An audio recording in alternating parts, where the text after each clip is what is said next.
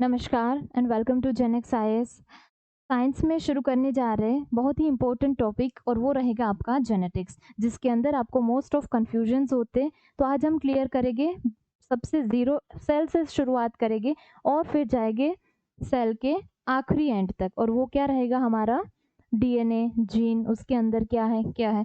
तो शुरुआत करते हैं सबसे पहले सेल से, उसके बाद न्यूक्लियस, न्यूक्लियस के अंदर आपका जेनेटिक मटेरियल्स। तो वो सारी ही चीज़ें क्या है। सबसे पहले तो जेनेटिक्स आपके लिए इम्पोर्टेंट क्यों है?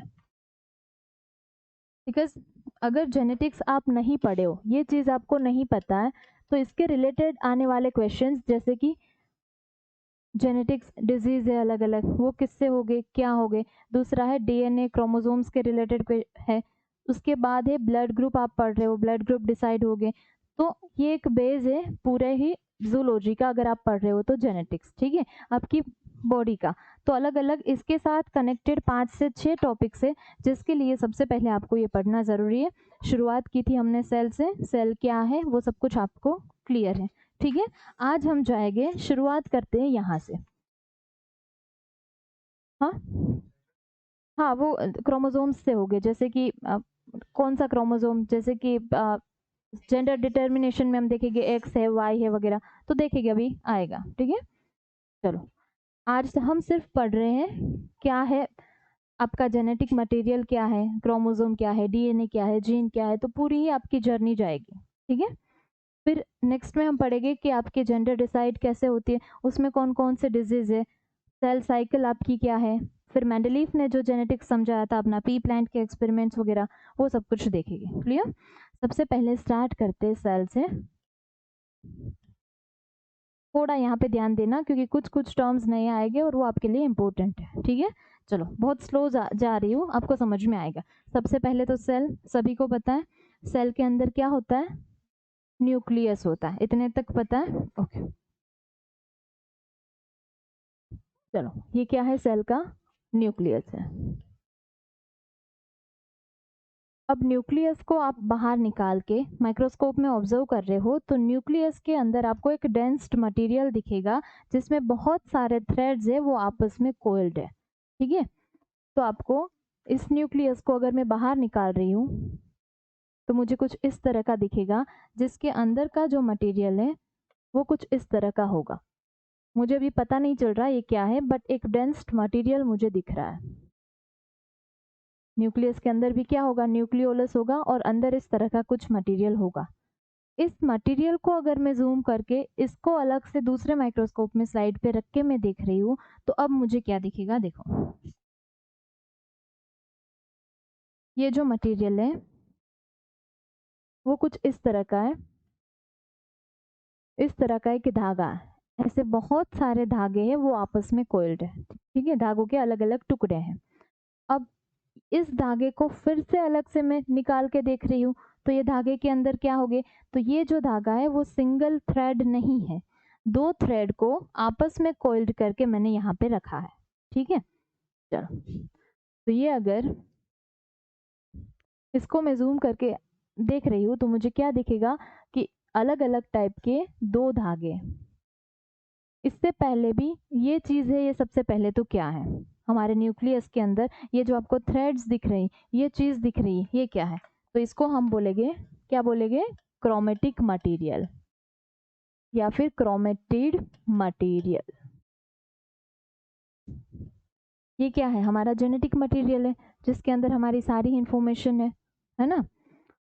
अब इसको आगे मैंने निकाला, तो ये बहुत सारे हजारों क्रोमोसोम से बने होंगे, अलग अलग सेल पे डिपेंड करते हैं। अगर मैं ह्यूमन का सेल, अपना सेल, चलो ये मान लो कि ये मेरा अपना खुद का सेल है, ह्यूमन सेल है, तो इसमें क्रोमोसोम्स के नंबर्स फिक्स है। न्यूक्लियस के अंदर कितने हो गए, 26। देखो, अगर आप ऐसे बोल रहे हो, 23 बोल रहे हो, तो फिर 23 पेयर होगी क्रोमोसोम की। अगर आप 46 बोल रहे हो, तो 46 क्या होगा, हो गए क्रोमोसोम हो गए। बट अगर आप 23 बोल रहे हो, तो 23 पेयर ऑफ क्रोमोसोम्स, ठीक है, वो पेयर होगी। वो जो क्रोमोसोम है वो किस तरह से दिखेगा, जैसे कि ये धागा मैंने निकाला, इस धागे को जूम करके आप देख रहे हो, तो आपको इस तरह से कुछ दिखाई देगा। चलो, ये क्रोमोसोम्स को कहीं पे देखा है आपने कभी भी, देखा इस तरह का पिक्चर, एक्चुअल में वो इस तरह का होगा। कुछ लोग बोलेंगे ये पता नहीं क्या ड्रॉ कर दिया मैम, इस तरह का तो दिखा होगा ना। ठीक है, ये क्या है हमारे क्रोमोसोम्स है, जो हमारे न्यूक्लियस के अंदर उसके बहुत सारे थ्रेड्स हैं, वो आपस में कोइल्ड होके ऐसे ही भरे हैं। उसको मैंने बाहर निकाला क्रोमोसोम में। अब इस क्रोमोसोम को, इस चीज़ को मैंने यहाँ पे निकाला, तो ये जो थ्रेड है वो इस तरह से स्ट्रक्चर में वो था। उसको मैंने बाहर खोल के देखा तो वो आपस में दो पतले से थ्रेड्स है, वो आपस में कोइल्ड होके पड़े थे वहां पे। तो वो दोनों जो थ्रेड्स है, ये दोनों थ्रेड वो क्या है हमारे डीएनए है। क्या है हमारे डीएनए। बिकॉज आप डीएनए का स्ट्रक्चर देख रहे हो तो आपको डीएनए का स्ट्रक्चर कुछ इस तरह का दिखता है ना। तो यहाँ पे ये जो सीडी दिख रही है इस तरह की, तो वो क्या है, पहले तो वो दोनों क्या थे, शुरुआती फेज में दोनों ही अलग अलग थे। फिर हमने दो एक प्रोसेस होगी, हम पढ़ेंगे आगे डीएनए कैसे बनता है। तो वो दोनों थे वो आपस में फिर इस तरह से हो जाएंगे। तो क्या हो जाएंगे, दोनों है वो आपस में कोइल्ड हो गए और इस तरह से ये स्ट्रक्चर बनेगा। बट इसको शुरुआती फेज में देखो तो दोनों अलग अलग हो गए। ठीक है, तो ये हमारा क्या है यहाँ पे डीएनए है। ये क्रोमेटिन मटेरियल था और यहाँ पे ये क्या था हमारा क्रोमोसोम था। चलो अब इस डीएनए को आगे देखते हैं कि क्या है इसके अंदर। ये जो डीएनए दोनों में से अभी इसको जूम करके देखूं तो मुझे कुछ इस तरह का स्ट्रक्चर दिखाई देगा।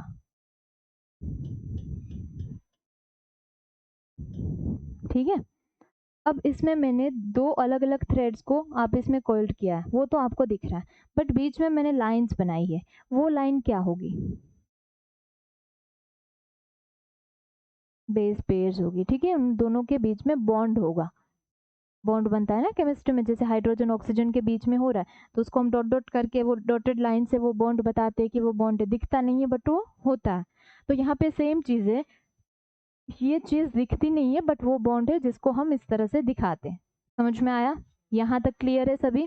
सेल था, सेल के अंदर न्यूक्लियस था, न्यूक्लियस के अंदर एक डेंस्ड मटेरियल था जिसको बाहर निकाल के देखा तो उसमें बहुत सारे थ्रेड्स है वो आपस में कोइल्ड थे।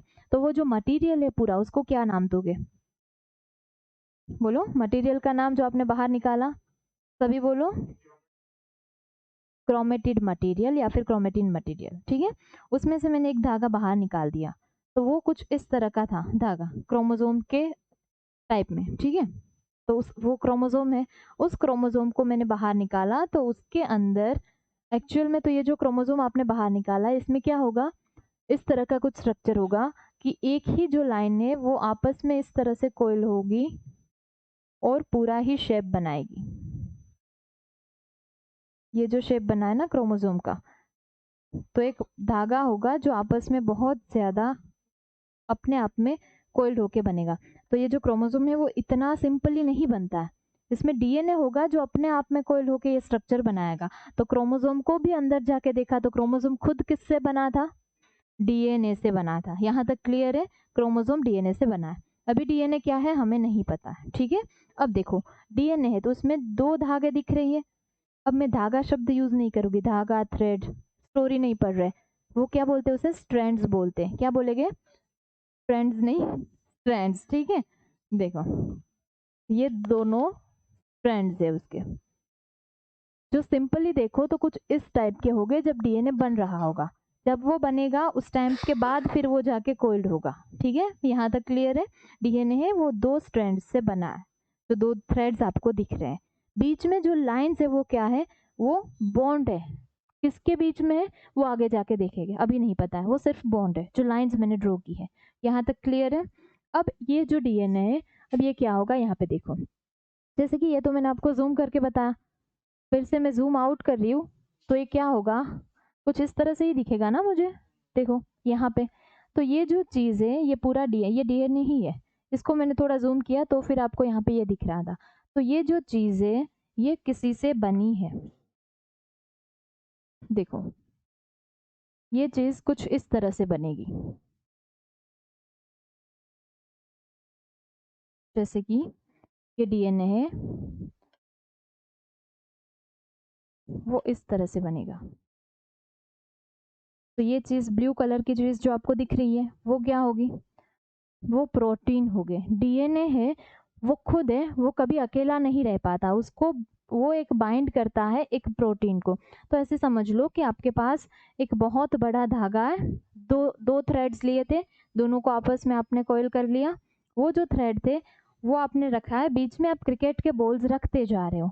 एक जगह पे आप क्या कितने रख रहे हो बॉल्स, टोटल 4 को आपस में आप चिपका के आपने रखा है। यहाँ पे भी 4 बॉल्स का ग्रुप है, आगे भी 4 है। तो वो जो धागा आपके पास था, यहाँ पे एक बॉल है, तो आप क्या करोगे, क्रिकेट के बॉल को, चारों बॉल को एक साथ बांध दोगे, फिर आगे धागा जाएगा, वापस बॉल जाए, वापस से बांधेंगे, फिर आगे जाएंगे। समझ में आया? तो वो जो बॉल्स की बात कर रही है वो क्या है, हिस्टोन नाम का प्रोटीन है जो क्रोमोसोम बनाने में हेल्प करेगा। बिकॉज हम बोलते हैं क्रोमोसोम किससे बना है, तो आप बोलते हो क्रोमोसोम किससे बना है, डीएनए से बना है। बट क्रोमोसोम सिर्फ डीएनए से नहीं बना है, क्रोमोसोम का मतलब क्या है, हिस्टोन प्लस डीएनए। ठीक है, डीएनए अकेला क्रोमोसोम नहीं बना सकता। तो जब क्रोमोसोम की बात आती है, आपको क्वेश्चन में भी आ जाए क्रोमोसोम इज मेड ऑफ, तो फिर नीचे होगा डीएनए होगा, फिर न्यूक्लियोटाइड्स होगा, एक में होगा डीएनए प्लस हिस्टोन या फिर डीएनए प्लस प्रोटीन, एक में सिर्फ लिखा होगा प्रोटीन। तो आप कौन सा चूज करोगे, डीएनए प्लस प्रोटीन, या फिर उस प्रोटीन का नाम क्या होगा, हिस्टोन प्रोटीन। क्लियर है इतना? तो इस तरह से डीएनए जाएगा, फिर आगे जाके एक वो करके सिंगल कोइड होके क्रोमोसोम बनाएगा। अब यहाँ पे देखो तो इसी डीएनए की बात करो, तो अब यहाँ पे आ जाओ, ये इतनी चीज को आपको जूम करके दिखाती हूँ। ये क्या है, ये जो पूरा ही डीएनए है,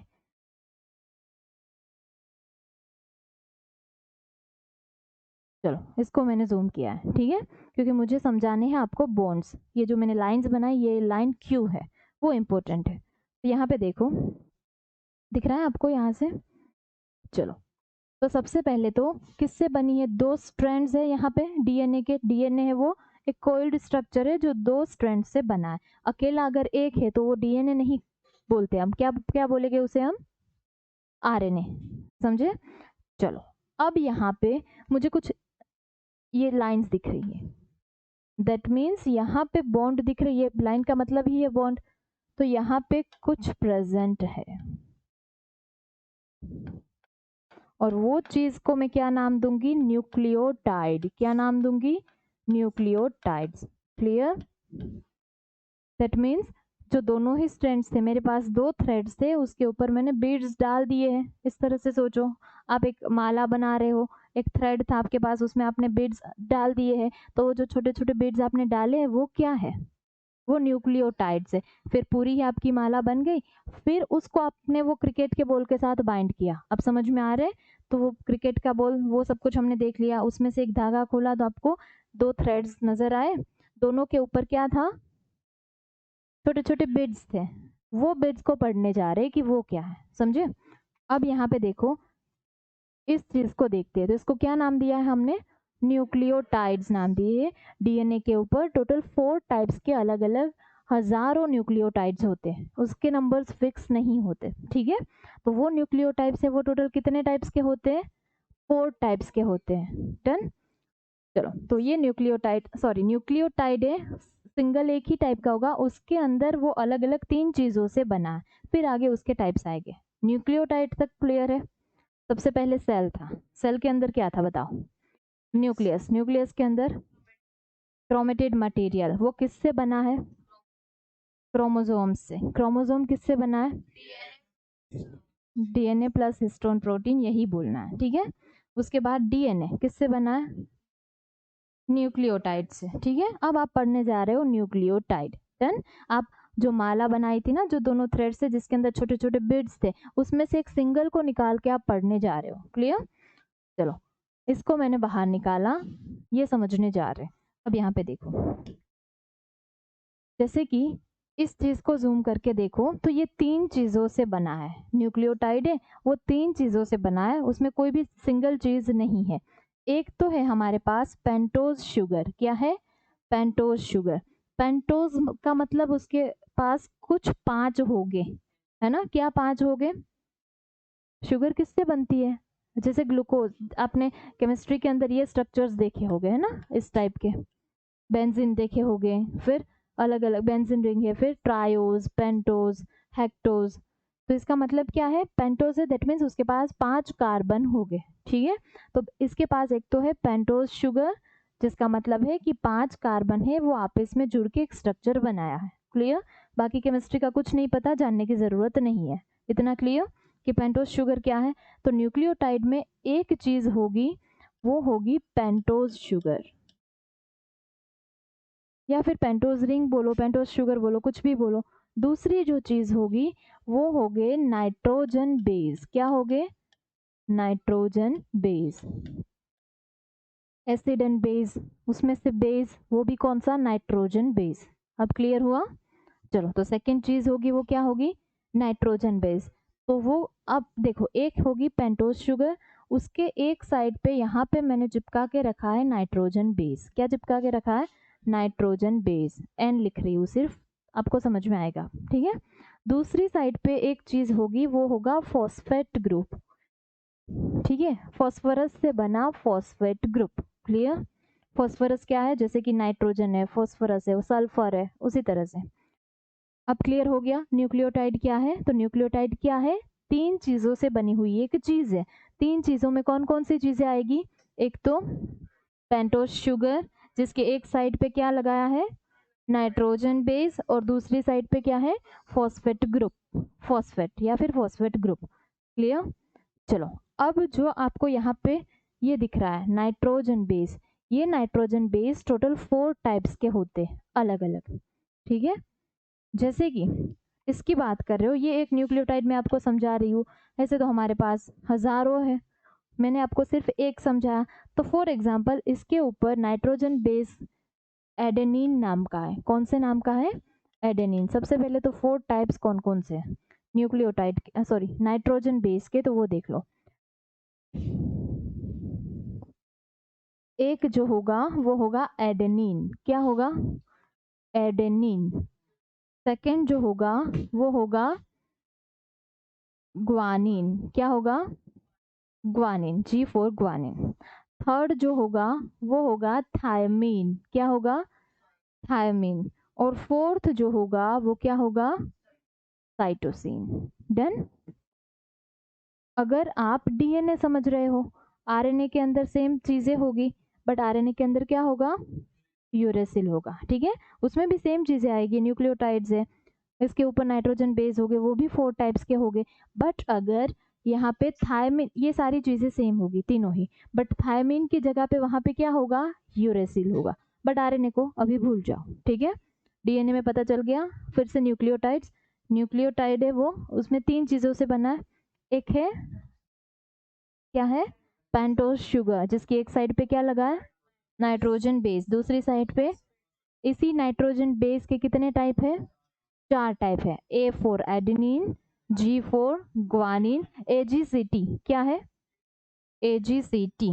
A for adenine, G for guanine, C for cytosine. क्या है, cytosine. And T for thymine. Done. अब देखो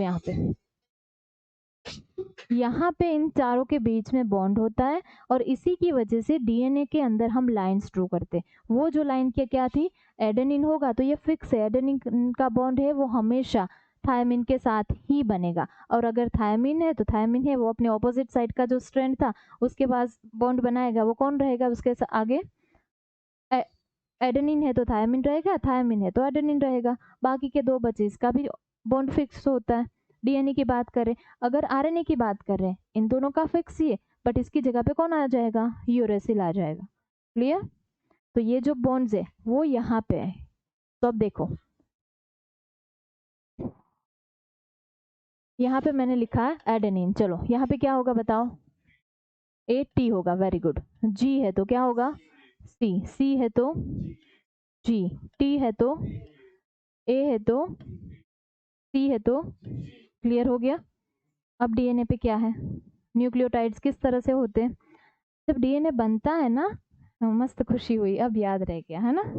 चलो, डीएनए जब बनता है उस टाइम पे क्या होता है कि जैसे कि फैक्ट्री के अंदर कोई एक धागा है, 2 धागे वो आपस में बंध के निकल रहे हैं। ठीक है, और उसमें भी जो सारी चीज़ें मैन्युफैक्चर होती है, पैकेजिंग होता है, वो देखने का बहुत मज़ा आता है ना? नेशनल जियोग्राफिक पे आई थिंक क्लब फैक्ट्री पे या फिर डिस्कवरी वगैरह पे। तो पहले ये देखने का मज़ा आता था। तो 2 थ्रेड्स निकलते जा रहे हैं, दोनों थ्रेड में किस तरह से होगा, ऊपर से एडेनिन आया, है ना? एडेनिन वो कहाँ से आएगा? वो सारी चीज़ें, सेल का जो स्ट्रक्चर है उसी में आस-पास में से कहीं से आएगी। तो एडेनिन आके किसके ऊपर बैठा? थ्रेड के ऊपर बैठा। तो तुरंत ही जो घूम रहा है उसमें से कौन आ जाएगा उसका पार्टनर ढूँढ के?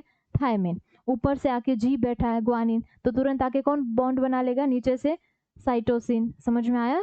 AGCT, TAGC इस तरह से बॉन्ड्स बनेंगे। जैसे ही बनते जा रहे हैं, जैसे डीएनए बनता जा रहा है, दोनों ही थ्रेड्स हैं, ये मशीन में से निकल रहे हैं, ठीक है? जैसे वो निकलते जा रहे हैं, वो क्या होते जाएंगे आपस में? आगे जाके कोइल्ड होते जाएंगे। एक जगह आएगी जब जहाँ से डीएनए कट हो जाएगा, ठीक है? जिसको सीज़र ही बोलते हैं, आगे पढ़ेंगे हम। तो उसी सीज़र से वो कट हो जाता है और उसके बाद डीएनए पूरा बन गया। वो डीएनए फिर क्या होगा? देखो, अब जाके डीएनए यहाँ पे बन चुका है। यहाँ पे आपने समझ लिया AGCT सब कुछ। डीएनए पूरा बन गया। अब डीएनए क्या करेगा?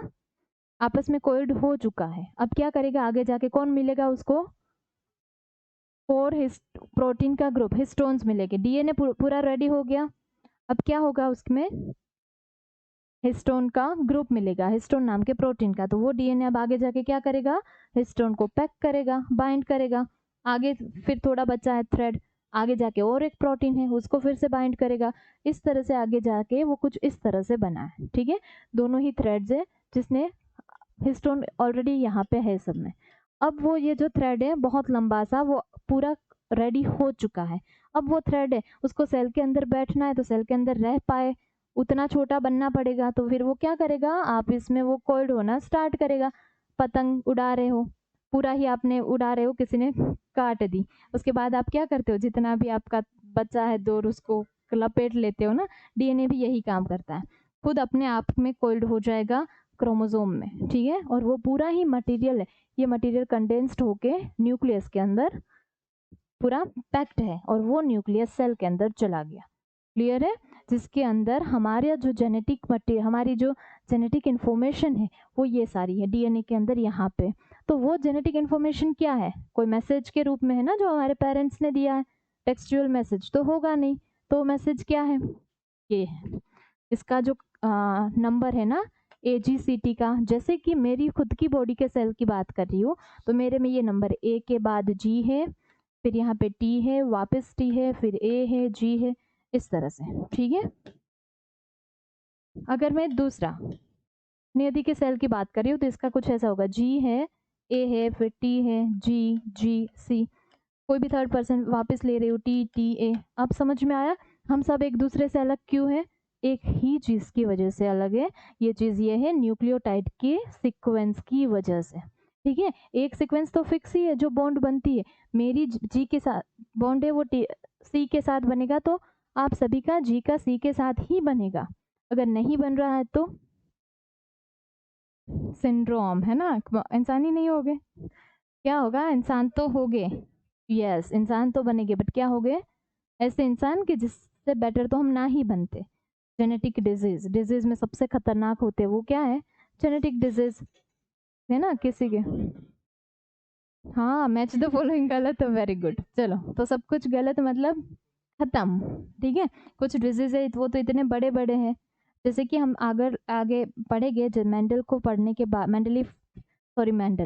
मेंडल को पढ़ने के बाद आगे हम पढ़ेंगे ये डिजीज, क्योंकि डिजीज के दो टाइप में, जिसमें एक है मेंडेलियन, तो इसके लिए मेंडल को पढ़ना जरूरी है, जिसने वो पी प्लांट पे बहुत सारे हाइट, हाँ वो वाला, बहुत इजी हो जाएगा। ये अगर हो गया तो वो तो बहुत ही ज्यादा है।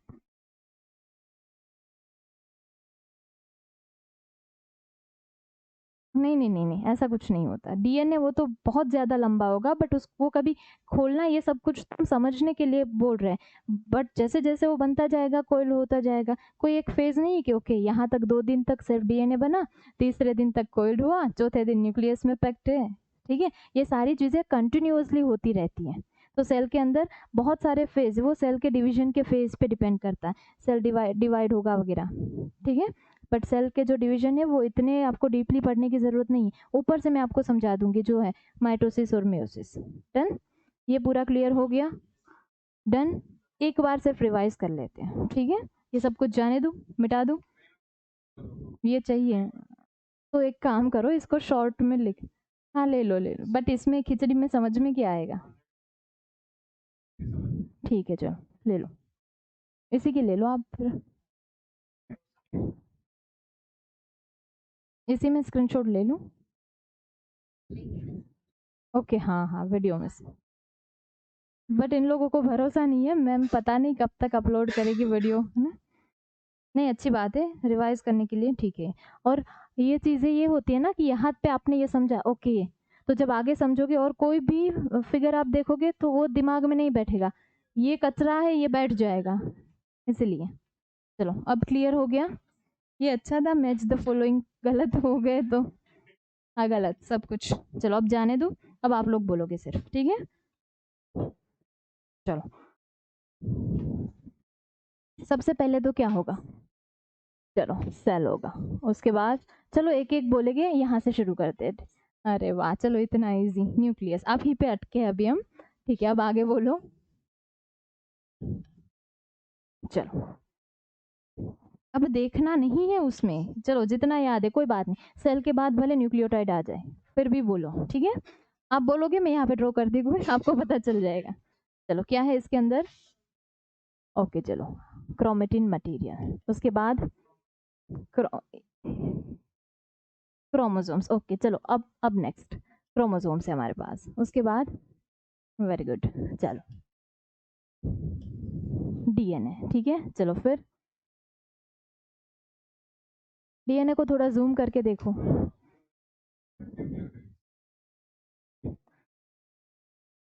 डीएनए है, उसको आप ऊपर से दूर से देखो तो आपको क्या नजर आएगा, डीएनए, ठीक है। न्यूक्लियोटाइड समझा रहे हो वो यहाँ पे अंदर जाके, पर पहले वो उसको, फ्रेंड्स हिस्टोन प्रोटीन को बाइंड करके डीएनए आगे जा रहा है, ठीक है। तो क्या है वो डीएनए, जैसे कि क्रोमोसोम बोला, क्रोमोसोम किससे बना है, डीएनए प्लस हिस्टोन, तो हिस्टोन को क्यों भूल रहे हो, ठीक है। इसलिए यहाँ पे ये जो चीज है,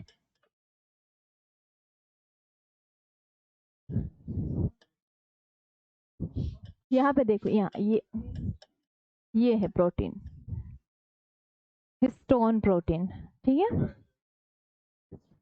चलो डन, ये क्लियर हो गया। चलो अब आगे बोलो, चलो हार्द पेंटोज, चलो ये न्यूक् वो प्रोटीन को बाइंड करके आगे जा रहा है। अब आपको, आप डीएनए के इस चीज को जूम करके देख रहे हो तो आपको कुछ ऐसा ये चीज नजर आई, अब समझाओ चलो। ट्रेंड्स है वो, गुड। फिर उसके बाद इसके अंदर क्या क्या चीजें होगी, हाँ गुड, उसको बोलने दो, याद करो वो क्या होगा।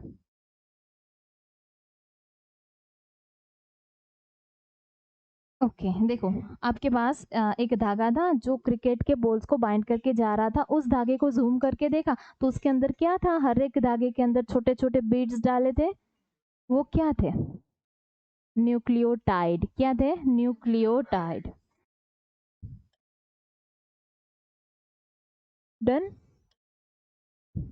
चलो यहाँ पे मैं ड्रॉ कर दूं न्यूक्लियोटाइड। चलो अब आगे चलो अमी, न्यूक्लियोटाइड,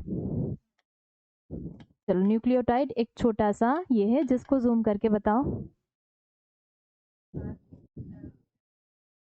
नहीं नहीं नहीं, न्यूक्लियोटाइड को, हाँ okay okay okay, wait wait, nucleotide तीन चीजों से बना है, एक है पेंटोज शुगर, फिर गुड फॉस्फेट शुगर और नाइट्रो। चलो अब रक्षिल बताओ, ये नाइट्रोजन बेस बताओ, चार टाइप से, वेट वेट वेट कितने थे, चार, चलो खाली जस्ट नाम बोलो कौन कौन से थे, ग्वानिन और साइटोसिन। चलो अब खुशी, बॉन्डिंग बताओ इसकी, और जी सी के साथ, वो फिर आपस में वही होगा, टी है तो क्या होगा ए, जी है तो सी, सी है तो ए, क्लियर हो गया, सॉरी हाँ जी। चलो अब आरएनए के अगर हम पढ़ रहे हैं, डीएनए नहीं पढ़ रहे तो इसमें क्या चेंजेस आएंगे? वेरी गुड, क्या होगा यहाँ पे? सिर्फ इस जगह पे टी की जगह पे यू आएगा। डन। और अब वापस सभी को रिवर्स करके समझा दो। चलो आधा करो, आधे से नियति कर देगी। यहाँ से रिवर्स जाओ। चलो कि न्यूक्लियोटाइड्स है वो डीएनए के स्ट्रैंड्स के ऊपर है, उस तरह से बोलो। हाँ, नाइट्रोजन बेस और फॉस्फेट ग्रुप दोनों पेंट और शुगर पे बैठे, तीनों मिलके सिर्फ एक न्यूक्लियोटाइड बना रहा है। ऐसे हजारों न्यूक्लियोटाइड्स हमारे डीएनए में होते हैं। अब क्लियर? चलो फिर बनेंगे। कौन सा प्रोटीन है? हिस्टोन। Okay stop. चलो और फिर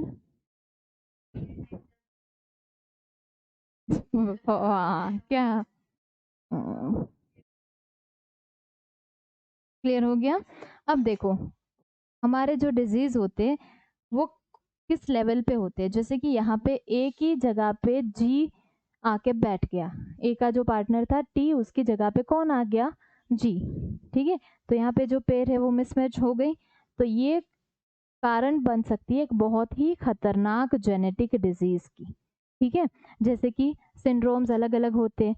फिर जिसमें क्या होगा, ट्रांसजेंडर में क्या होता है, दोनों ही उसमें ये नहीं होता है, बट टाइप ऑफ डिजीज है जिसमें ये सारे चांसेस है। तो जब डिजीज पड़ेगी जेनेटिक डिजीज, उस टाइम पे मैं आपको समझाऊंगी। ठीक है, तो पूरा ही जिस टाइम पे ये बनता है ये सारी चीजें कि ए के साथ टी, जैसे तो हजारों आपस में जुड़ते हैं, अगर हजार में से कोई एक के भी मिसमैच हो गया तो आपको आप कारण बन सकते हो कोई भी जेनेटिक डिजीज का। क्लियर है पूरा ही? अब एक चीज रह गई है जो मुझे रिवीजन के टाइम पे याद आई, तो इम्पोर्टेंट है ये। एक भी हो गया फिर भी डिजीज हो सकता है। ठीक है, चलो तो यहाँ पे ये डीएनए दिख रहा है आपको, बहुत लंबा सा है। इतने पोर्शन को डीएनए का एक टुकड़ा, ठीक है, इसको हम बोलेंगे जीन। क्या बोलेंगे? जीन। डन। तो जीन कोई अलग से नहीं है, जस्ट डीएनए 3.5 मीटर का है तो उसमें से 1 मीटर का एक टुकड़ा है, उसे मैं क्या बोलूंगी? जीन बोलूंगी। डन। तो अब क्रोमोसोम क्या है समझ में आया? मैं बोलूँ क्रोमोसोम तो आपका तुरंत आपका लोकेशन, आपका माइंड यहाँ पे पहुंचना चाहिए। मैं बोलूँ जीन तो तुरंत आपका यहाँ पे पहुंचना चाहिए। ये चीज माइंड में आपने जो स्क्रीनशॉट लिया है वो क्लियर होना चाहिए। ठीक है, जीन क्या है? क्लियर। डीएनए का टुकड़ा। क्रोमोसोम क्या है? क्लियर। क्रोमेटिन मटेरियल क्या है? वो क्लियर है। डीएनए क्या है? क्लियर। न्यूक्लियोटाइड्स, आप लोग कहाँ पे कंफ्यूज हो रहे हैं बताएं? नाइट्रोजन बेस और न्यूक्लियोटाइड में, है ना? तो न्यूक्लियोटाइड जो बेस है ना, नाइट्रोजन बेस, वो बेस में है, यानी कि वो लास्ट में आएगा बेस। अभी आप ऊपर से नीचे जा रहे हो, अब समझ में आ गया? तो नाइट्रोजन बेस जो 4 टाइप्स के वो लास्ट में आएगी, यहाँ पे आएंगे जिसकी बॉन्डिंग हो रही। बट वो नाइट्रोजन बेस है वो खुद किसको बनाते हैं? वो एक बेस है जो एक न्यूक्लियोटाइड को बना रहे हैं। क्लियर? डन। ये था पूरा आपका जेनेटिक्स का बेस। क्या? अच्छा हाँ, एटीजीसी, बट इतने लेवल पे वो नहीं आता है, वो कभी भी बॉन्ड्स तक नहीं जाते हैं। ये जस्ट आपको, ये भी इतना डिटेल में नहीं, बट आपको हर एक टर्म, क्योंकि क्वेश्चन में क्या आएगा, ये टर्म्स हो गए, क्रोमोसोम हो गए, जीन हो गए, डीएनए, तो क्या होता है नहीं पता होता, तो हमें डीएनए क्रोमोसोम जीन सब कुछ एक जैसा ही लगता है, बट अब पता चला कौन किससे बना है। डन। हाँ हो गया आपका भी। Okay go.